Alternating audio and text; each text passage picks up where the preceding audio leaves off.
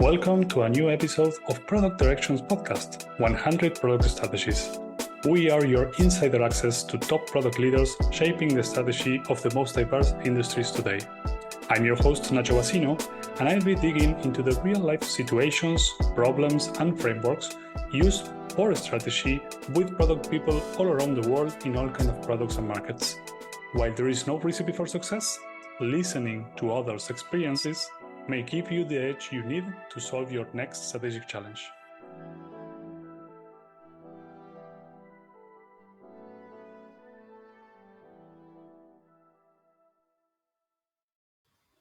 Hello everyone, I have the pleasure of being today with Randy Silver, and he is a product leadership coach and consultant, but also community builder, which I can attest because I'm part of one of his communities.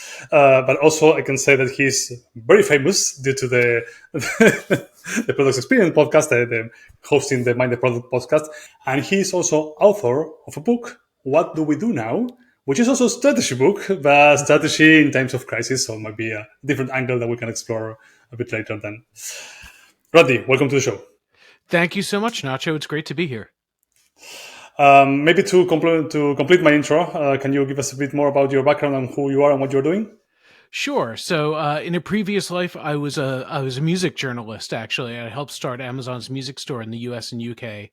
And at a certain point, I realized that what I was doing was I was a better editor than a writer, and so what I ended up working with writers and designers and developers and helping create something that was greater than the sum of the parts and targeted it delighting our customers. And at a certain point, I realized I didn't want to work in the music industry anymore, but this was a very fungible skill set. And to be honest, I think I pretty much do the same thing today. I work with people from different backgrounds and help them try and get the most out of bringing everything together and trying to figure out what is it that we're trying to do and how do we work together to do it. So that's kind of it.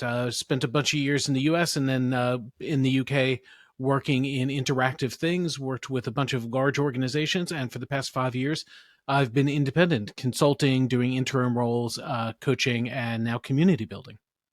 Okay, that's great. That's great. And maybe I should do a disclaimer of this episode because for the audience will be maybe a bit different because Randy will try to prove that strategy is worthless. Great topic for a strategy podcast. Let's make it spicy. Yeah, not worthless exactly, but it doesn't matter how good your strategy is if other people aren't aligned to it, if you haven't sold it well.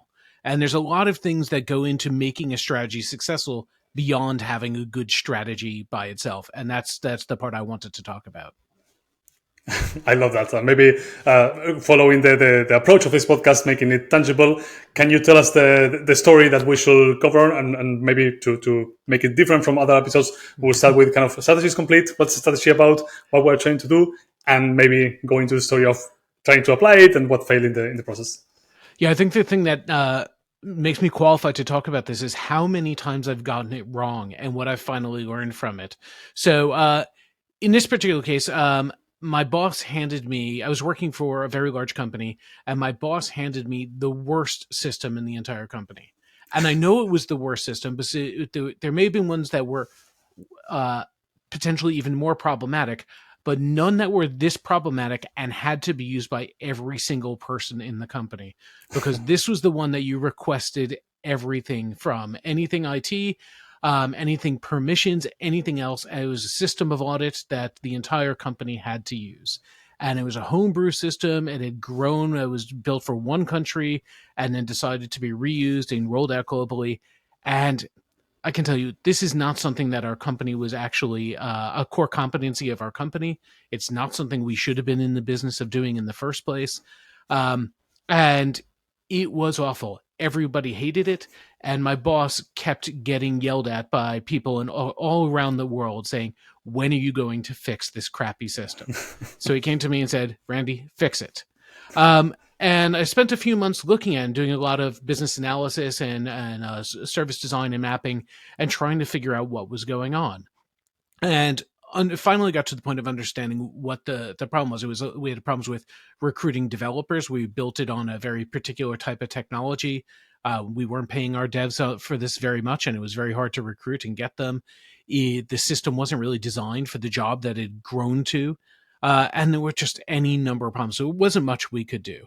And I came up with a strategy of what to do. And there were a couple of different things. There was the technical side, which was we should replace it with an outsourced third-party SaaS system. And it was really obvious, and it was the right thing to do. And it would take me, I think it was about $8 million to do it and about 3 years to pull it off. But I also, just from one use case alone, found savings of $20 million within 18 months. I said, okay, this is a winner. This is going to be great. And pitched it up the line, and people kept going for it. And finally, I went to the person who would be funding it, which was the right-hand man of the global CTO. And he went through the whole thing, and he said, right, so I have to pay you $8 million to do this.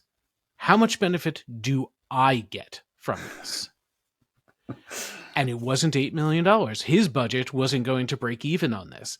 And I thought it was something that was, he would be looking out for the balance sheet of the business as a whole, and that we could sell it as a win across the board. But instead, he actually was essentially running his own insourced business, and he needed to appear profitable. So it was good for the business as a whole, but not for his business line specifically. So he turned it down. And I left the company shortly after because even though it was the right strategy and it was a really good thing to do, and subsequently other people did sell this internally and go through it, and it did get implemented. It took another 5 years, and I'm just not that patient a person. But they had to go back and write more business cases and find the right way and find the right allies and find a way to actually sell this internally. So it was a massive win. Everyone could see that it was a massive win. It just wasn't the right win for this person, and we hadn't mapped out their specific motivation. And it was a huge lesson to learn of, something that's obvious and right, but also not obvious and right for that person. That's super interesting. Because this is a very extreme example for sure. But on the other hand, if you think about the constraint in more in an abstract perspective, it's all about kind of fulfilling the needs of the different stakeholders. So you may have, for example, a more typical one is, hey, I have this great idea, but legal will not go through it. And you need to kind of find a way to shape it and to account for it. Maybe did you, at that point in time, do you remember attempting kind of different angles? So I can imagine kind of typical escalation or working with the peers or something like that. So what are some paths that can be interesting to explore in that situation? Oh yeah, so we had done other things first. That was the winning strategy they had gotten everyone else on, and gotten up essentially to the global CTO or their right hand man anyway. And I thought that by that point it was a done deal. Everyone else had signed off and had seen the good. It was no one had seen the very obvious problem or pointed out to me either. So yeah, there were any number of other things that we tried. I allied with the HR team who wanted to use the same third-party system. So getting the vendor into the company in the first place was going to be hard enough. Uh-huh. But if it was now just saying, okay, well, HR is using it, so we should use a different module from those people, that was going to be a lot easier. And I allied it to that part of the strategy. I found a number of other things. I really thought, I had done this for a while. I had made plenty of mistakes before. One of the other problems with it was I had solved some of the problems around the user experience. So people weren't yelling about it quite as much either. It was still a terrible system. All I did was put something on the front that said, we served X 10,000, 30 to 50 to 100,000. I can't remember how many requests per month, and said we actually served this many requests successfully. And our SLA, we met something like 94% within SLA. So the perception of the system was now, no matter how bad it actually still was to use, people realized that it wasn't nearly as bad as they thought. So it wasn't as much of a problem for them. It wasn't as important to solve. And actually, that's a massive thing that I think hits most product managers at one point or another, is the perception of the problem. Yeah. So if I'm the product manager for feature X, that is what I spend all my time working on. I care about that so much. And I can see that if we improve something in feature X land, I can make us another $5 million a year. And my God, that pays for my team well beyond, a huge recoup on my team. It's an obvious thing that we definitely need to do. The problem is my entire perspective, my entire viewpoint is focused on through the lens of feature X. And I don't know that feature X isn't the most important thing in the company right now. And maybe feature A or a different client profile is something that's got $100 million opportunity. Yeah. But they're on the other side of the organization. I'm not hearing about them all day, every day. I don't have the same perspective as my boss has. And my boss hasn't necessarily shared it with me, or maybe it's 2 or 3 levels above me that information is. So yeah, it perspective and motivate and understanding other people's motivations is incredibly important, and that's really a key thing of making sure your strategy is actually the right strategy for what's Yeah. needed right now. Yeah. I think that you said two important things in there. The first one is when you think about perception. I think kind of one of these, initial works of doing strategy is kind of gathering the insights, understanding what's the real problem here, what is the real challenge to solve. And sounds like what you found out is like, hey, this problem is not as hard as it might sound, or the voices are telling us. So we need to kind of really dig deep. And I think that the solution of changing the perception is a very good solution because it's also cheap. So it's also a good strategy. And the second thing that you said, I think it's interesting, is that if you are not, so let's say you go to your boss and say, hey, dear boss, this problem is not as big as it seems to be. He's the one who needs to give you the strategic context to say, hey, okay, Randy, now go solve another problem or change the route. So it's quite problematic for product managers or even for product leaders, kind of in a very big organization with multiple layers, if they are not getting the strategic context to make these better decisions, if this is not important. So it's an interesting learning. Yeah, it's something I see over and over and over again. Everyone is operating with the best intent. Everyone is trying really hard, but there's so much information out there, and we're so overloaded with meetings, and there's so much going on that we just can't see everything. It's a problem at the highest levels. Brian Chesky from Airbnb did a talk recently at the Figma conference where he talked about killing product management or making them all product marketing managers. And what I took it away from it was something different, is that he didn't see from his perspective what all the low level strategies were that people had. And it was a failure of articulating what was the most important to the business and giving them something to all align to. He talked about everything being in silos and being in bits and pieces. And that's why he's reorganized it around North Stars and making big bets and very specific bets and limiting what they're actually working on. Probably something that was needed earlier on for them. I mean, incredibly successful company. I don't want to tell them how to run it, but based on what he's saying, there were missed opportunities. But yeah, it's a really hard thing to see what's going on from the top, but also incredibly hard to see what's going on from the bottom. Yeah, absolutely. And maybe to explore something extra about this story, I'm curious about how you get to this solution, because I mean, of course, it sounds very obvious now that you see it, but so I assume in the selection process, for example, you may have already homegrown super weird use cases that maybe not all software services will cover, or you may have to streamline how you do things in order to fit the software service. So maybe in this strategy creation process, or before jumping to the no-code decision, were there any bits of how you collected the insights or how you selected some of these tools? Yeah, absolutely. So, like I said, we started off working with a couple other people and really understanding the system as it was, and understanding the volume of requests that were coming in, the type of requests, what we were able to handle well, what we weren't able to handle well, and how long it was going to take us to fulfill even the requests that we had, let alone the stuff that we knew was coming in the future. And there was just no way we could do it. So what we had built was not fit for the purpose that the system had grown into. That's not to say that the system was a failure. It went from nothing to handling a lot. It just had outlived what it could do, and the demands now being put on it. It wasn't designed badly. It just couldn't do what the company now needed it to do. So we put together a classic project management strategy document called a clear choice. And those always have one column of do nothing. What happens if we do nothing? What happens if we invest in the current system? What happens if we retire at all? And what are the vendor alternatives or other ways of building this? And so we looked through all of those things, and we spent time forecasting out and saying, realistically, this is the scenario for each of them.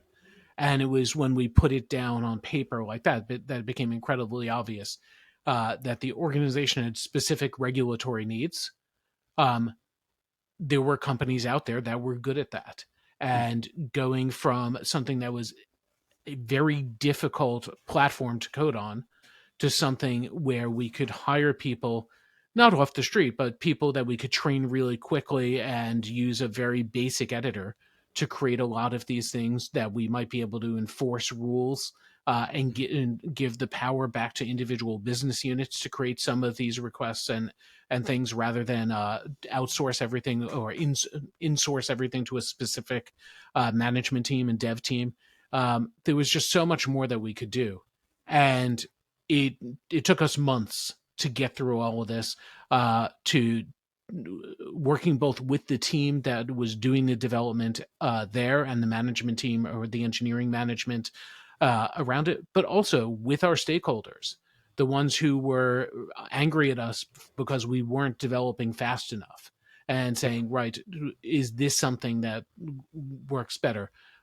What is it that you actually need? Do you need us to just roll out more rules, or do you need something that's going to be 10x improvement? And how would you engage with something like this? And they were very enthusiastic about it. Working internal, because this was something that enabled the organization to be in regulatory compliance, that we worked with the internal regulatory specialists and compliance specialists, so that they could say, yes, this is the kind of thing that we need. And just on and on, we went through everybody to make sure that we had the internal allies to say this was the right thing. The last bit was making sure that the internal funding model actually worked. Yeah, very interesting.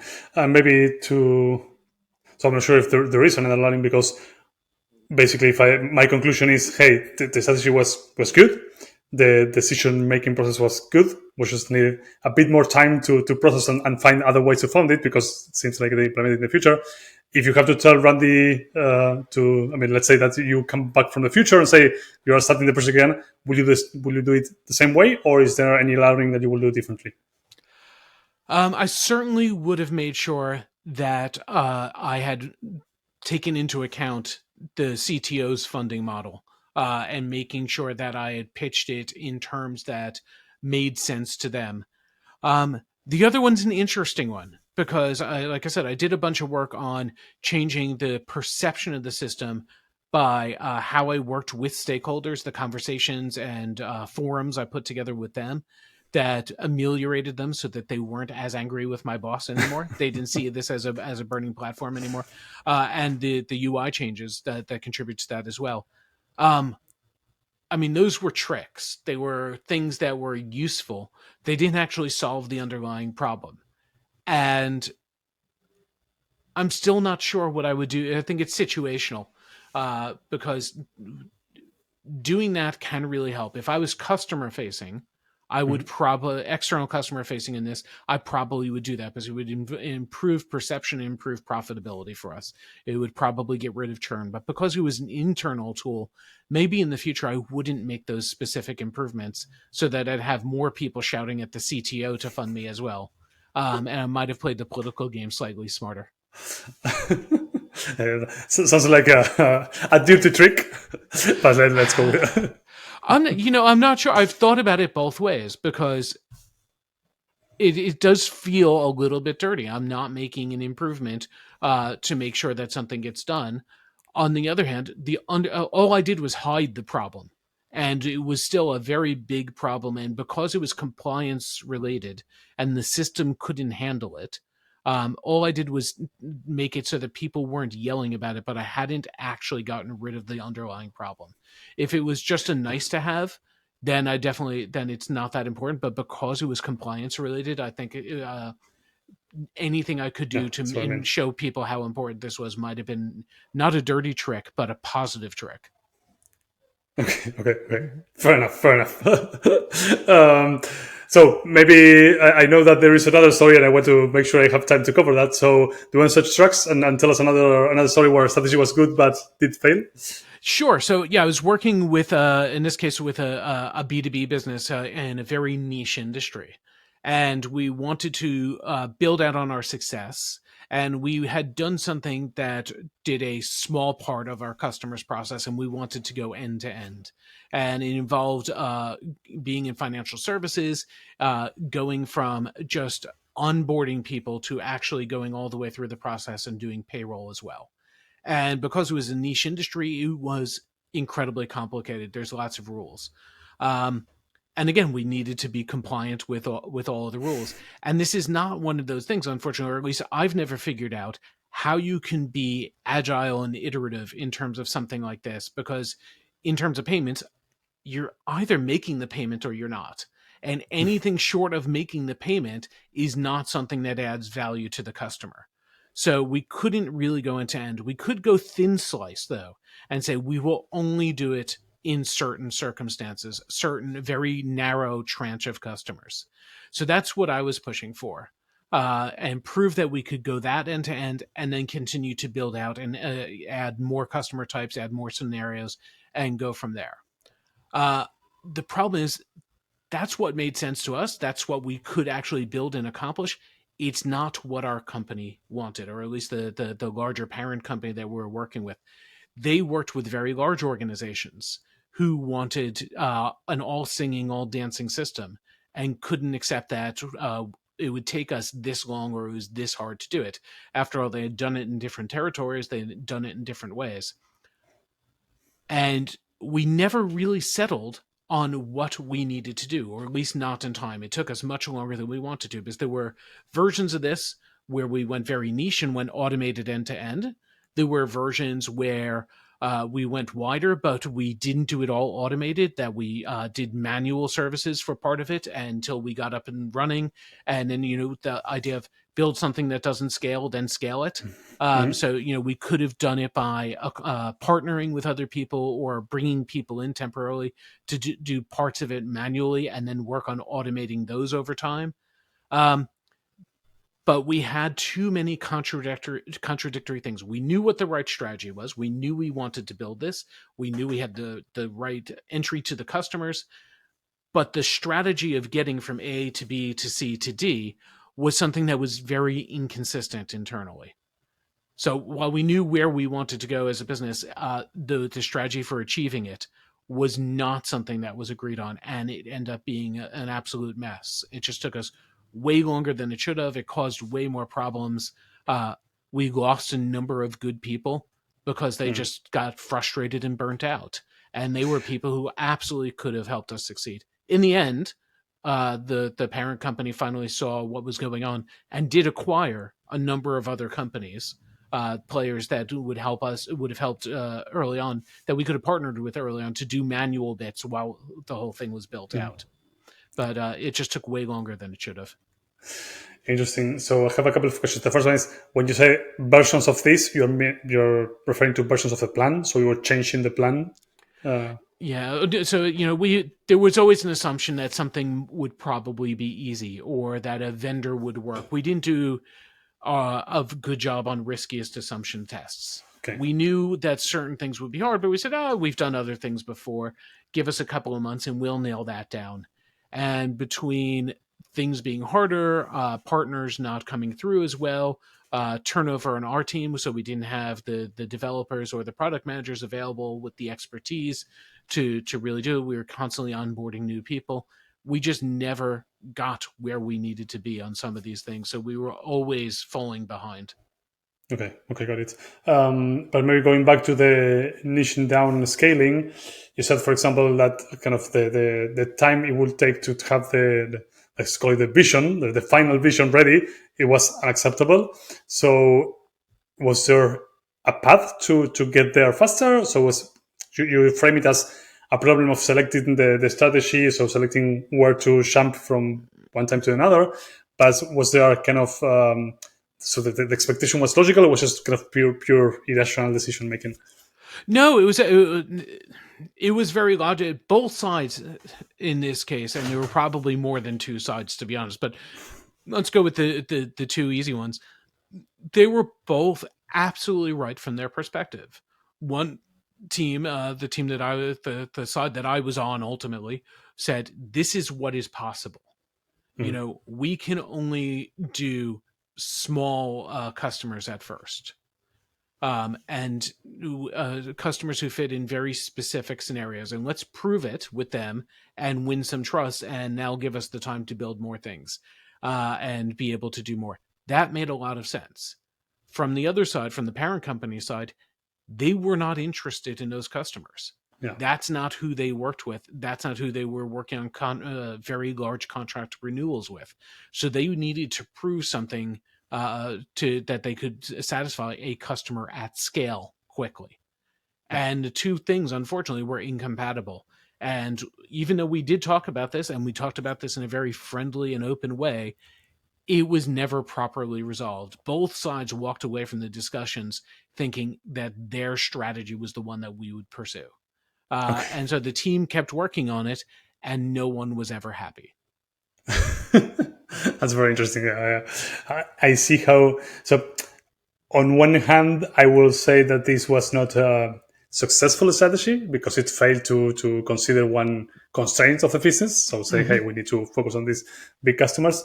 On the other hand, I also hear what you're saying. Hey, the company, the smaller company, or the subsidiary, sure, what's the legal Mm-hmm. term here, was empowered somehow to run with the strategy. So they have a strategy that they could make work, just that was not satisfying to the stakeholders. It's a tough thing because we were given too many constraints. We were given a constraint of do it quickly, do it big, and do it automated. And we Okay. couldn't do all three of those things at once. We could have done it quickly, and we potentially could have done it big had we partnered. Um, Yeah. but there was no way of also automating it in any reasonable time frame. It was that's unfortunately, like I said, payment space with a complicated regulatory environment. It's going to it just takes time. And there's a reason we didn't have many competitors in the space. Yeah. Interesting. And maybe to make this more tangible for product managers and product leaders out there facing this situation, how to challenge it. So you are basically handle unreasonable expectations or unreasonable goals by your management, but you are forced to come up with a strategy. What will you do? You know, it was a funny one because there was a time where the CEO of the parent company came over to visit us, and we were trying to talk about the trade offs that were needed for this. And he leaned across the table and said to us, "The problem with you guys is that you're an or company. You're saying that you can do this or that. Us, we're an and company. We'll do this and that." And he just wasn't acknowledging the constraints. And we said, okay, well, if that's the case, we're going to need a hell of a lot more resource, a lot more people, or a different way of doing it. And that wasn't forthcoming either. Um, Ultimately, it comes down to communication and trust. And if you can have good communication and trust, then that's something you can influence. And like I said, ultimately, they did go ahead and somebody who was close enough to the CEO who had their trust already what got involved in it and said, right, to make this work, we're going to have to acquire some other firms that do pieces of this. They may do it manually, but now it'll all be under umbrella and we'll be able to service those large accounts the way you want. Um, but it took a long time and a lot of experimentation and a lot of failure for that to become a sink in and become the reality. Um, Yeah. if you're in that case, yes, if you can find the right ally and convince them and let them make the case for you, that's an ideal thing. The other is That's interesting. either put your head down and say, right, I'll wait and we'll see what happens, or say, you know, this isn't for me. This is not the place for me. And so, neither of those things is wrong. It depends on your personal situation, your tolerance. Can you afford to find another job? Is another job forthcoming? Do you really like being in this position? Is it Yeah. worth waiting a while? It, yeah, for me, I was a consultant. I was on an interim contract in that place, so I had a specific shelf life, and it was always Mhm. going to end. And I regret that we weren't able to get further, and I wasn't able to communicate and convince some of that. But again, I was interim. I didn't have the deeper relationships, and I wasn't able to do Yeah. some of that. Yeah, yeah. No, it's interesting because what I'm reflecting on is that I'm always big on evidence based, so evidence based discussion. So um, I probably it's my shortcoming because I haven't seen this sort of or haven't had this sort of CEOs yet. But ultimately, what I'm going to say is that if you have strong evidence, no one will shy away from deciding based on evidence.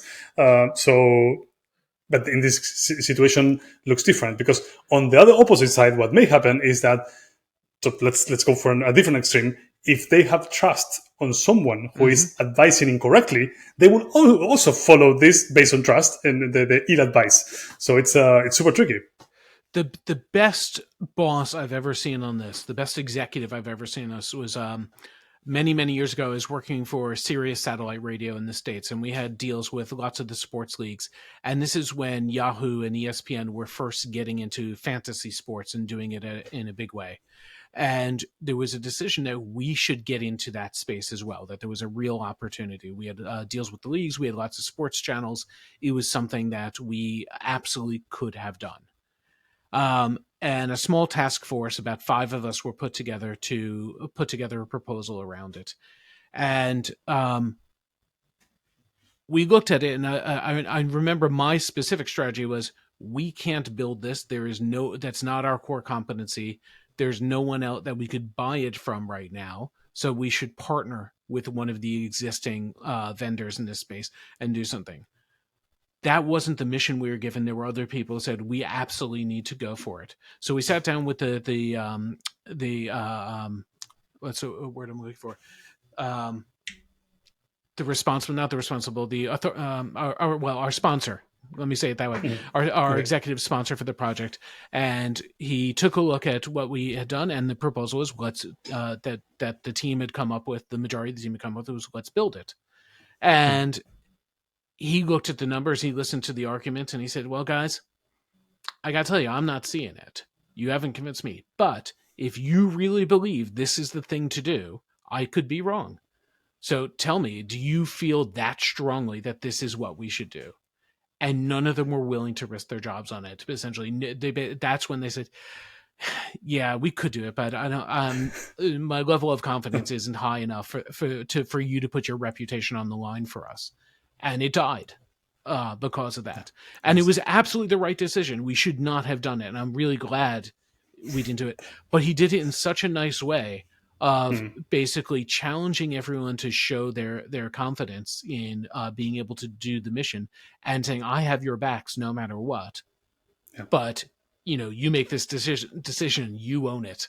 Yeah, yeah, yeah. No, I mean, I think that goes in the same direction because at the end of the day, you are putting the executive in a tough position because either they kind of, let's call it this way, please you with your low level of confidence saying, okay, if you feel like going with it, or he makes what he believes to be the right decision for the company, given Mm-hmm. his confidence that is also super opinionated.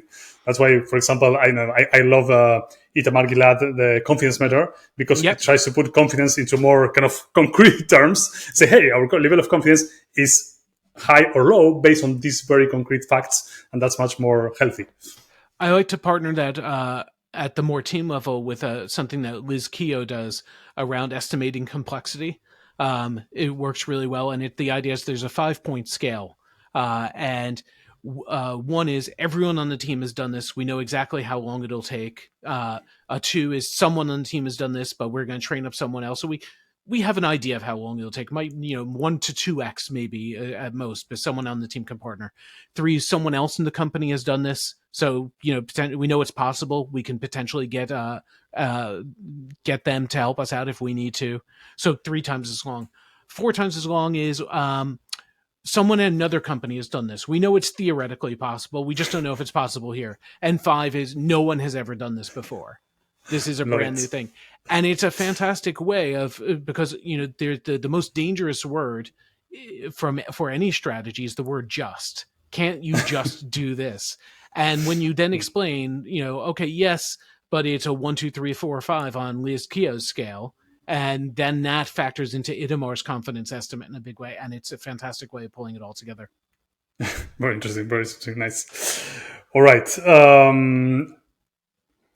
Let me think about more question about this one. So maybe going back to the insights related to, or not even to the insights, but how do you select? We talk in 2 cases now about buy or build decisions. So in this second case, which the build situation was much stronger, how do you go about making a strategy to decide on those 2 fronts, which are kind of radically different in terms of strategy creation? I think it really comes down to, is this the core competency of your company? Is this the distinguishing factor? How are you going to build a defensible moat for your strategy so that competitors can't just copy and go past you really quickly? If you buy as a key part of your strategy or build on top of someone else, well, first you have to have an incredible level of trust in your vendors and partners. You look at all the companies that built on Twitter right now; they're not happy. But similarly, if I build something that kludges together other stuff, what's to stop someone else from doing the exact same thing? So I'd better have a secret sauce. If it's not my core company, so like with the large organization, the first story I told, that internal system was not part of our core competency. It was not something that was customer facing. It was just an internal requirement. And while it would be expensive to spend the money, we showed that it was cheaper than doing it ourselves, but it was a hard thing to show. So it's figuring out, is this something that we should be spending time on that's going to help us make more money? That is something we really need to do that makes us better than our competitors. Otherwise, you should look for opportunities to buy or rent anytime you can for those types of things. At a certain point, if the buy or rent decision is really expensive or difficult, and you see an opportunity and you're going for operational efficiency rather than growth, then maybe you do want to build your own stuff sometimes. But you need to be really clear as to what is it you're trying to do. Do you need all the bells and whistles and extra features? Do you need regulatory compliance? Things like that. But yeah, there's definitely places you can homebrew and build things where it makes sense. Yeah, and I think that one thing is a bit more nuanced than kind of just either or is, for example, the payment example you were mentioning before.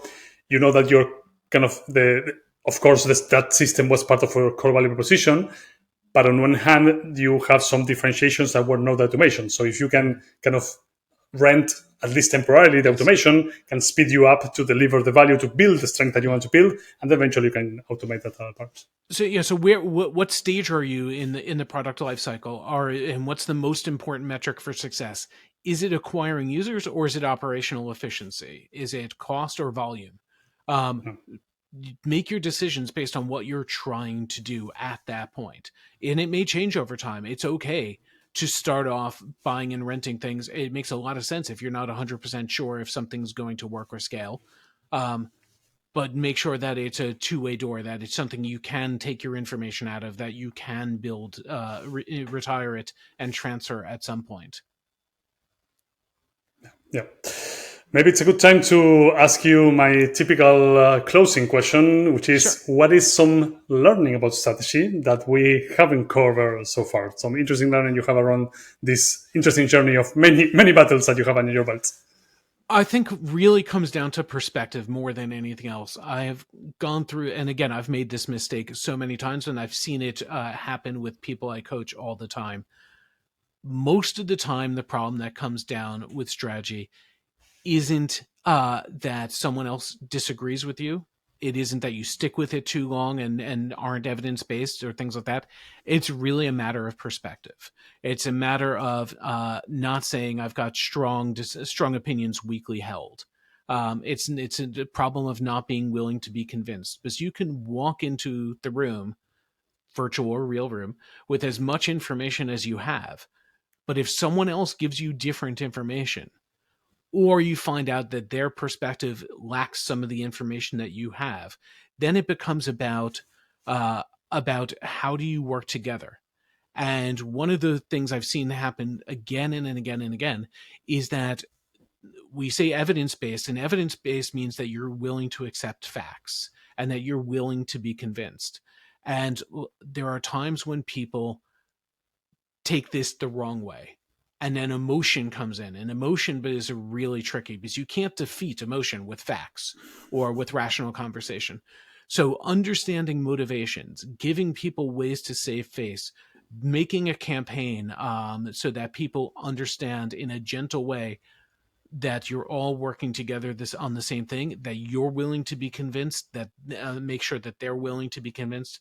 Make it not a me against you thing where I'm trying to convince you of my strategy, but a way that we are constructively working together on the best way possible to satisfy the ultimate stakeholders' needs and hit the goals of the company.